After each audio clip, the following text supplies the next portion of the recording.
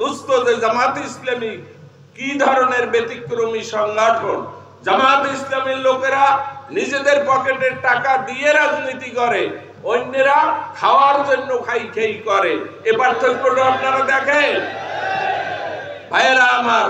সর্বক্ষেত্রে আমাদেরকে যখন ইসলামী ব্যাংক, ইবনে সিনা, যত ইভেন ব্যক্তিগত, আমার ছোট একটা বাড়ি ছিল দীর্ঘ 20 বছর যাবৎ শিবিরের কাছে পাড়া ফার্মগেটে, সেই বাড়ি উসিলায় আমাকে মামলা মকদ্দমা, মেইন কারণ ওটাই।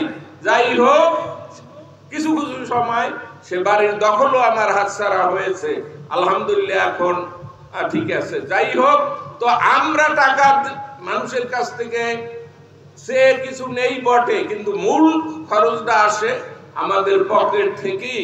আমাদের ভিতরে যার যার সামর্থ্য মতো মাসিক একটা এয়ানত বলা হয়, দান বলেন বা বাংলাদেশি ভাষায় চাঁদা বলেন, এটা অন্য কোনো পার্টিতে এরকম নেই। এবং আমাদের লোকেরা চাঁদাবাজি করেছে ইভেন এই 5ই আগস্টের পর কোথাও, ইনশাআল্লাহ আলহামদুলিল্লাহ কোথাও নজির নেই।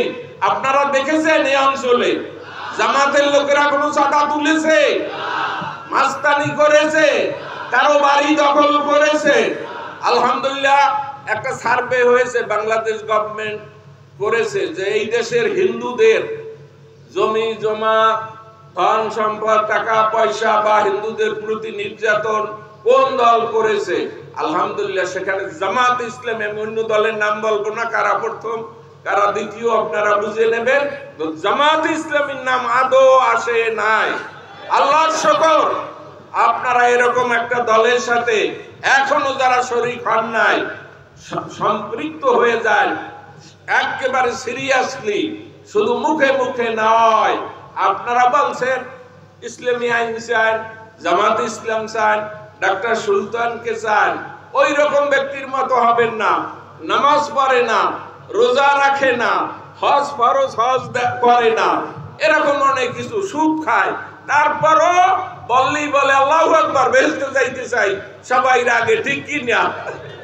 আপনারা যদি সেরকম হন যে জামাত ইসলাম চাই আর ঘরে গিয়ে ঘুমাই থাকেন, আর ভোটের কথা না বলেন, ভোটের দিনও দেখা যায় 11টার সময় যাইয়া আমি সেই আমাদের কর্মী উঠাই, কয় দুদু ওঠো না, কয় আরো সময় আছে, বিকেলে তো মনে মোর ভোট। এইরকম যদি হয় হেলে জিতেইতে পারবেন?